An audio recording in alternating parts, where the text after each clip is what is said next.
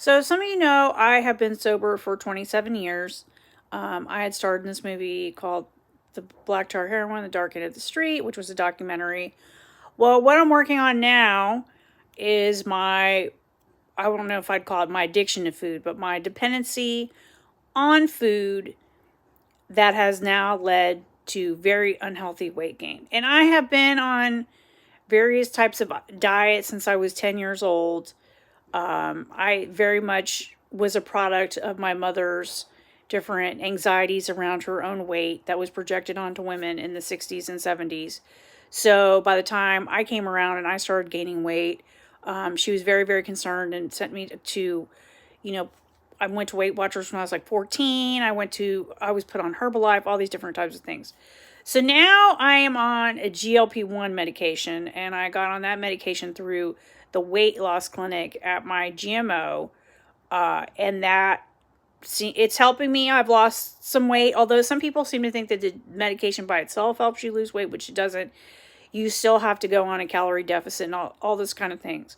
But the one thing I have noticed is that since I started reducing my intake of food and not using food as my thing that I use to sort of like soothe myself or stuff my feelings, many types of, anxieties and stuff like that are bubbling to the surface.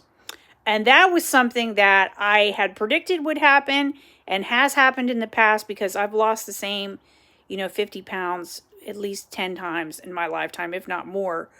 But I had forgot like what it was like because it had been a while.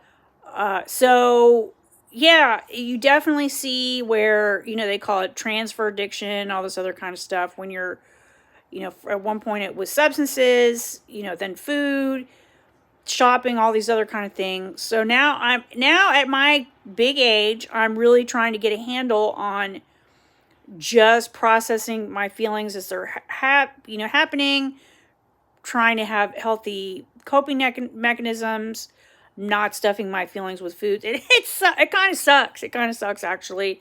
Um, there's a lot of pain in changing, but it's something that I'm committing myself to because I would like to. It's interesting because I thought I'd pass away by the time I was 30, but now that I'm older, I actually would like to kind of stick around for a little while. So that's what's been going on with me.